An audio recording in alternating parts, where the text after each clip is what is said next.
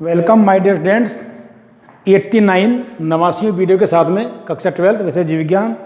पिछले वीडियो में हमने आपको रक्त कणिकाओं के बारे में अध्ययन करा दिया था, जिसमें हमने लाल रक्त कणिका, रेड ब्लड कॉर्पस्कल्स, WBC, श्वेत रक्त कणिका और प्लेटलेट्स के बारे में बता दिया था कि रुधिर पट्टिकाणु या प्लेटलेट्स जो अनियमित आकृति की केंद्र रहित कणिकाएं होती हैं। अब आते हैं आपके रक्त के कार्य।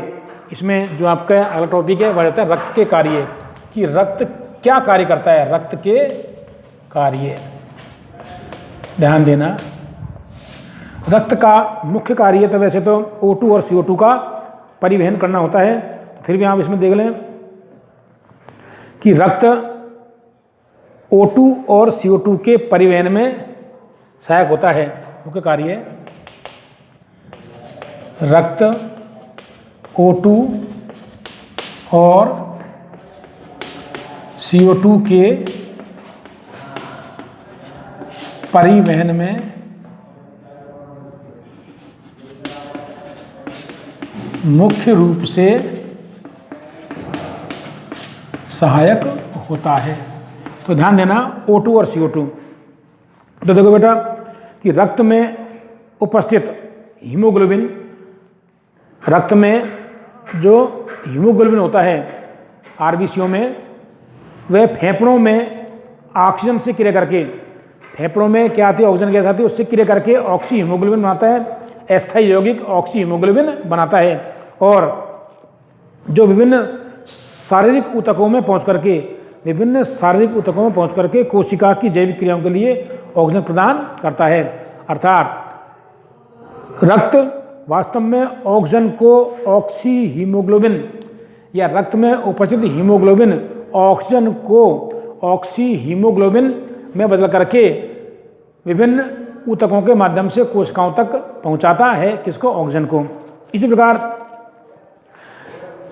दैहिक क्रियाओं या दैहिक कोशिकाओं द्वारा निर्मित CO2 जो कि उपापचय क्रियाओं के फलस्वरूप बनती है, दैहिक कोशिकाओं के द्वारा उपस्थित CO2 को रक्त द्वारा फेफड़ों के निष्कासन के लिए सम्मिलित किया जाता है। तो मुख्य रूप से क्या है, O2 और CO2 के परिवहन में मुख्य रूप से सहायक होता है। तो रक्त का कार्य वास्तव में प्रमुख कार्य यही होता है कि ऑक्सीजन को विभिन्न कोशिकाओं तक पहुंचाना और कोशिकाओं से निर्मुक्त CO2 या दैहिक कोशिकाओं से निर्मुक्त CO2 को वापस फेफड़ों के रास्ते से वातावरण में छोड़ना, ये इसका कार्य होता है। दूसरा कार्य जो होता है इसका, ध्यान देना बेटा, इसका आता है दूसरा कार्य खाद्य पदार्थों का वितरण। तो ध्यान देना, खाद्य पदार्थों के वितरण में सहायक होता है या पोषक पदार्थों के वितरण में सहायक होता है या पोषक पदार्थों का वितरण करता है। तो इसमें देखिएगा कि आहार नाल से पचित भोजन रक्त में विलय होकर क्या होता है कि आहार नाल से पचित भोजन या पचित भोज्य पदार्थ रक्त में विलय होकर शरीर के अंगों एवं कोशिकाओं को ऊर्जा प्राप्ति हेतु वृद्धि एवं विकास कार्यों के लिए वितरित किया जाता है। ध्यान देना, जो भोजन होता है पचित भोजन, उसको रक्त के माध्यम से शरीर की कोशिकाओं एवं कोशिकाओं में ऊर्जा प्राप्ति हेतु और वृद्धि एवं निर्माण कार्यों में हेतु संवहनित किया जाता है, मतलब वितरित किया जाता है। किसके द्वारा? रक्त के द्वारा। अर्थात पोषक पदार्थों को कोशिकाओं, रक्त के द्वारा पोषक पदार्थों को कोशिकाओं के लिए वितरित किया जाता है ताकि कोशिकाओं में इससे ऊर्जा प्राप्त हो सके, कोशिका वृद्धि कर सके और कोशिका निर्माण कार्यों में इसका उपयोग कर सके। तो इनका आगे तीसरा जो है, ध्यान देना, तीसरा जो कार्य है अर्थात रक्त पोषक पदार्थों के वितरण में सहायक होता है। तीसरा जो कार्य है, रक्त द्वारा शरीर के तापमान को समान बनाए रखा जाता है। तो ध्यान देना, रक्त द्वारा शरीर के तापमान को समान बनाए रखा जाता है। ध्यान देना, रक्त एक ऐसा तरल माध्यम होता है जो हमारे शरीर के तापमान को बनाए रखता है, यह समान बनाए रखता है, तथा रक्त द्वारा शरीर के तापमान को समान बनाए रखा जाता है। चौथा जो कार्य है इसका रक्त का, ध्यान देना, रक्त का चौथा कार्य है कि विभिन्न अंतःस्रावी ग्रंथियों से स्रावित हार्मोनों को विभिन्न जैविक तंत्रों एवं क्रियाओं के नियम हेतु रक्त द्वारा निर्दिष्ट स्थानों पर पहुंचाया जाता है। अर्थात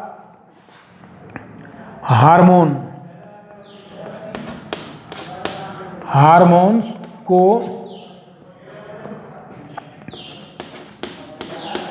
विभिन्न जैविक तंत्रों में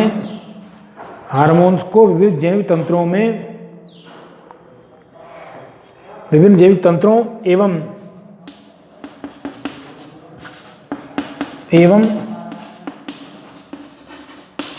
क्रियाओं के नियमन हेतु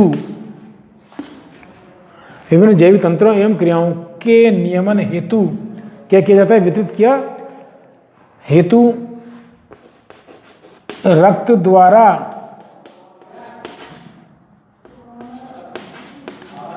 निर्दिष्ट स्थान तक पहुंचाया जाता है।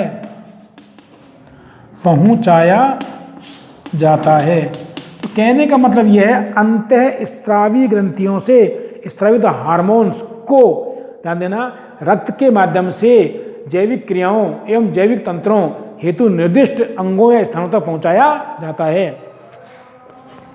पांचवा देखिएगा, इसमें आपका आ जाएगा रक्त में उपस्थित भक्षक कोशिकाओं द्वारा हानिकारक जीवाणुओं का भक्षण करके रोगों से बचाया जा सकता है। तो ध्यान देना, यह है विभिन्न रोग या रोगाणुओं से शरीर की रक्षा करता है। तो ध्यान देना, कैसे करता है रक्त विभिन्न रोग या रोगाणुओं से शरीर की रक्षा करता है। कैसे? क्योंकि रक्त में उपस्थित, ध्यान देना, WBC होती हैं, जैसे न्यूट्रोफिल, मोनोसाइट्स, लिम्फोसाइट्स आदि रोगाणु को क्या करती है, भक्षण करती हैं, जिससे शरीर में हानिकारक रोग उत्पन्न नहीं होते हैं। अब देखो, रक्त का थक्का बनाने में सहायक होता है। छठा, चोट लगने पर रक्त का निरंतर बहने से रोकने के लिए रक्त में उपस्थित कारक क्या करते हैं, रक्त का थक्का बनाते हैं। तो देखो, चोट लगने या बहते रक्त का विशिष्ट क्रिया द्वारा थक्का बनाने में सहायक होता है। देखो, यह है चोट लगने पर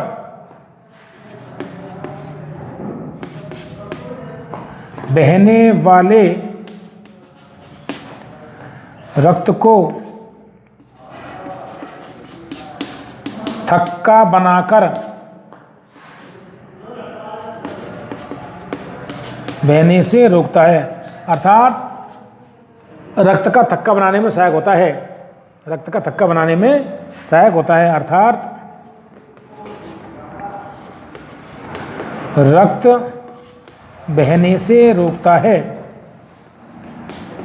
तो ध्यान देना, किसी कारणवश चोट लग जाती है दुर्घटनावश, जिससे रक्त लगातार बहता रहता है और लगातार बहने से व्यक्ति की मृत्यु हो जाती है। रक्त के लगातार बहने से व्यक्ति की मृत्यु हो जाती है। तो रक्त में उपस्थित जो कणिकाएं होती हैं, प्लेटलेट्स, और जो फाइब्रिनोजन और प्रोथ्रोम्बिन कणिकाएं जो होती हैं, प्रोटीन्स, ये बहते हुए रक्त को रोक करके उसका थक्का बनाती हैं ताकि रक्त का बहना रुक जाए। अब आता है उपापचयी क्रियाओं के फलस्वरूप उत्सर्जित पदार्थों को शरीर से बाहर निकालने के लिए रक्त द्वारा वृक्कों में पहुंचाया जाता है। तो ध्यान देना, इसमें सातवां जो कार्य है कि शरीर में होने वाली उपापचय क्रियाओं के फलस्वरूप निर्मित उपापचयी क्रियाओं के फलस्वरूप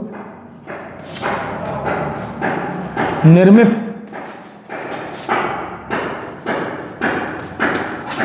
उत्सर्जी पदार्थों को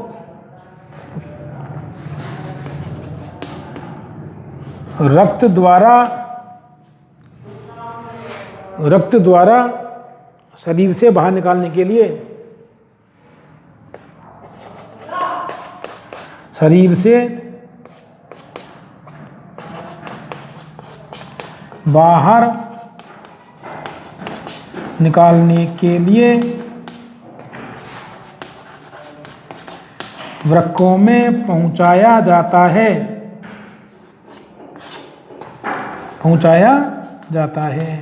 तो ध्यान देना, रक्त के द्वारा ही उपापचयी क्रियाओं के फलस्वरूप निर्मित हानिकारक पदार्थों को वृक्कों के माध्यम से शरीर से बाहर निकाला जाता है या वृक्कों तक पहुंचाया जाता है। ध्यान देना, आगे आता है देखो, रक्त द्वारा शारीरिक पदार्थों के विनिमय एवं परिवहन के लिए जल का संतुलन बनाए रखता है।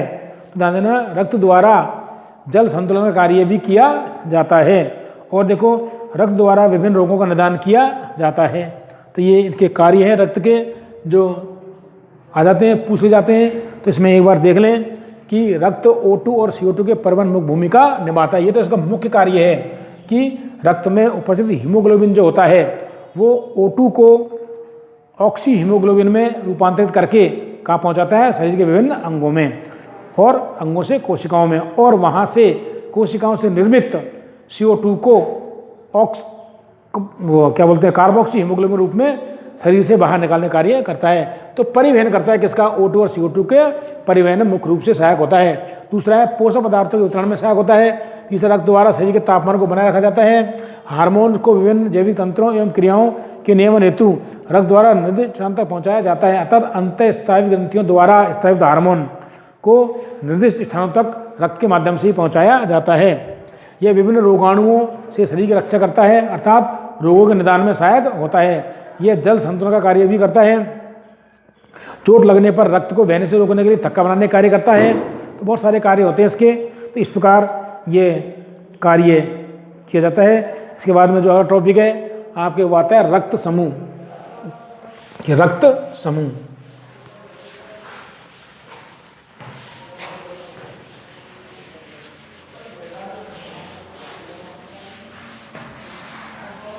अगला जो टॉपिक है आपके वो आता है रक्त समूह, ब्लड ग्रुप। रक्त समूह, BLD blood, GROUP blood group. तो ध्यान दीजिएगा, इसको देखिएगा। सभी मनुष्यों में एक जैसा रक्त या एक समान रक्त दिखते हुए भी कुछ अर्थों में भिन्न होता है। कि सभी मनुष्यों में रक्त तो समान होता है लेकिन कुछ अर्थों में भिन्न होता है। इसका समीकरण रक्ताणुओं की सतह पर पाए जाने वाले विभिन्न प्रकार के एंटीजन के आधार पर किया जाता है।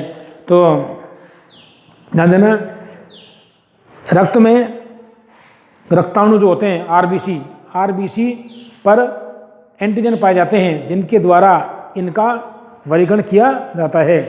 तो ध्यान दीजिएगा, सन 1902 में लैंड स्टीनर ने RBC की सतह पर पाए जाने वाले एंटीजन A और B के आधार पर रक्त समूह को 4 वर्गों में बांटा।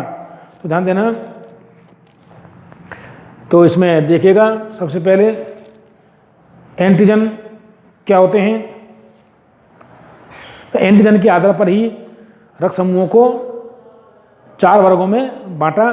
तो देखो, ऐसे पदार्थ जो एंटीबॉडी के निर्माण को प्रेरित करते हैं, ऐसे पदार्थ जो एंटीबॉडी के निर्माण को प्रेरित करते हैं एंटीजन कहलाते हैं, अर्थात एग्लूटिनिन के निर्माण को प्रेरित करते हैं। मनुष्य में एंटीजन के 2 प्रमुख समूह होते हैं जिन्हें ABO और RS तंत्र कहते हैं। ध्यान देना, इस प्रकार आर एच एंटीजन भी पाया जाता है, और जिन मनुष्यों में आर एच पॉजिटिव होता है और जिन मनुष्यों में आर एच एंटीजन पाया जाता है वो आर एच पॉजिटिव कहलाते हैं, और जिनमें आर एच नहीं पाया जाता है वो आर एच नेगेटिव कहलाते हैं। तो आप ध्यान देना, सभी मनुष्यों में रक्त एक समान होते हुए भी कुछ अर्थों में भिन्न होता है। इसमें देखिएगा, तो देखो एक वैज्ञानिक हुए थे लैंडस्टीनर, इसमें देख लेते हैं।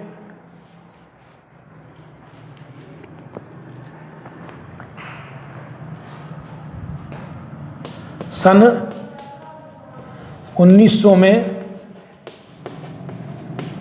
लैंडस्टीनर ने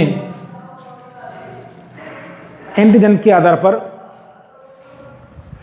लैंडस्टीनर ने आरबीसी की सतह पर उपस्थित एंटीजन के आधार पर रक्त को ए बी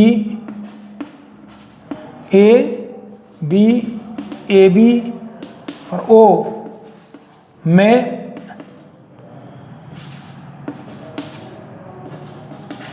वर्गीकृत किया।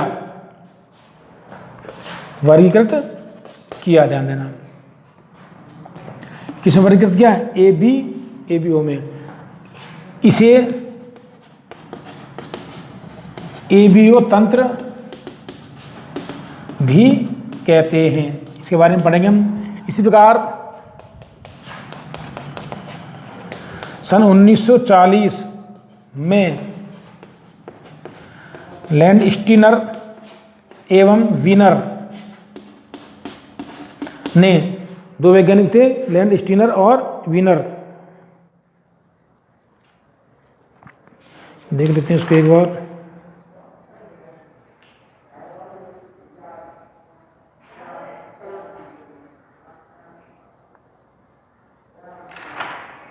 वीनर ने आरबीसी की सतह पर एक और एंटीजन, एक मिनट रुको, किसकी? रिसस मेका का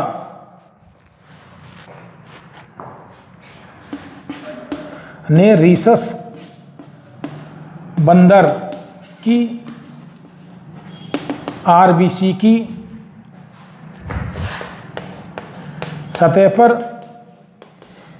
एक एंटीजन की खोज की जिसे RH कहते हैं, ध्यान दीजिएगा। तो इस प्रकार जिन मनुष्यों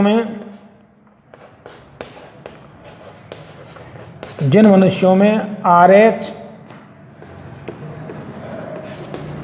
उपस्थित होता है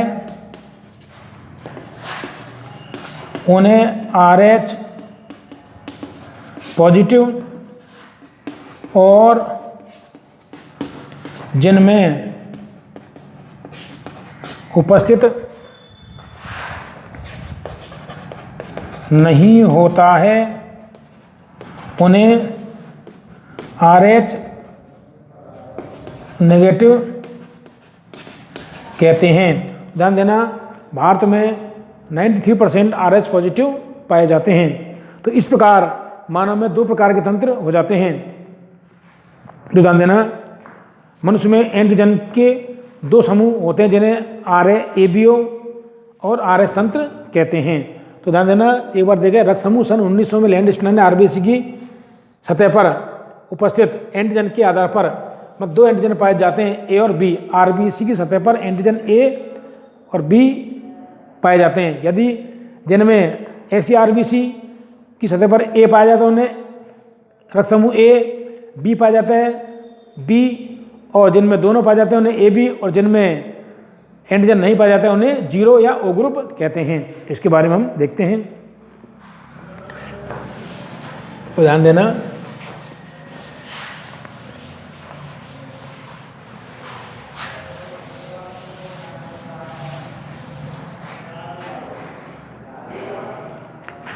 तो सबसे पहले देखो एंटीजन क्या होता है, एंटीजन के बारे में देखिएगा। एंटीजन,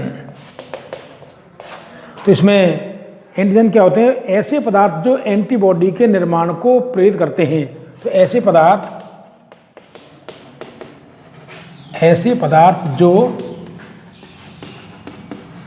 एंटीबॉडी के निर्माण को प्रेरित करते हैं, एंटीबॉडी के निर्माण को प्रेरित करते हैं, एंटीजन कहलाते हैं। एंटीजन कहलाते हैं, एंटीजन कहलाते हैं। मनुष्य में एंटीजन के दो समूह होते हैं। तो देखो मनुष्य में एंटीजन के दो समूह पाए जाते हैं, जिन्हें एबीओ तंत्र,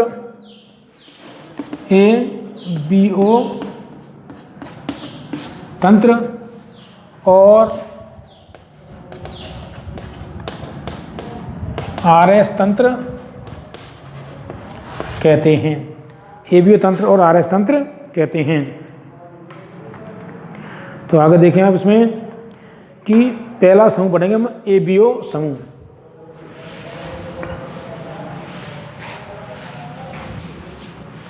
एबीओ समूह, तो इसमें एक बार और देखें दोबारा हम कि सन 1900 या 1902 में एक वैज्ञानिक थे लैंड स्टीनर, जिन्होंने आरबीसी की सतह पर पाए जाने वाले एंटीजन के आधार पर रक्त को 4 वर्गों में बांटा।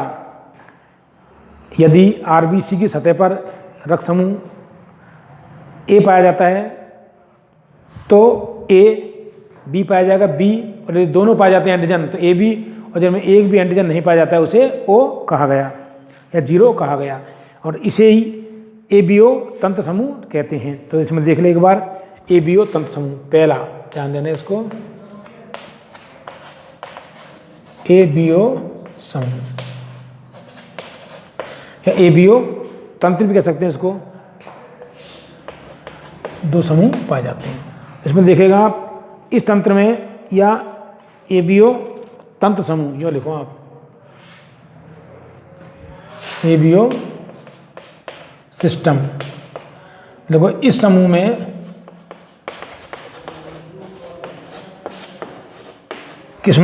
इस समूह में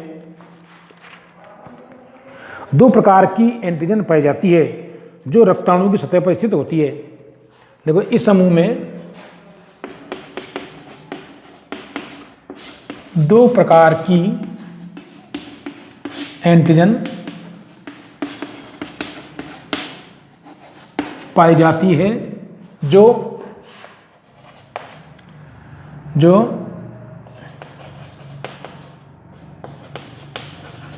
रक्ताणुओं की सतह पर स्थित होती है, जिन्हें एंटीजन ए, यही है ध्यान देना, जिन्हें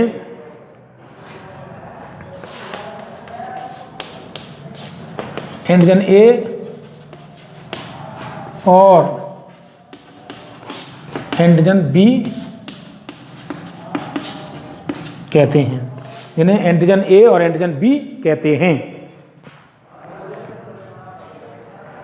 ध्यान देना, जिन्हें एंटीजन ए और एंटीजन बी कहते हैं। इसकी खोज लैंड स्टीनर ने 1900 में की। इसकी खोज लैंड स्टीनर ने 1900 में की, और इसी आधार पर लैंड स्टीनर ने रक्त समूह को, ध्यान देना, 4 वर्गों में विभाजित किया, ए बी और ओ समूह। इसके बारे में हम अगले टॉपिक में चर्चा करेंगे। धन्यवाद।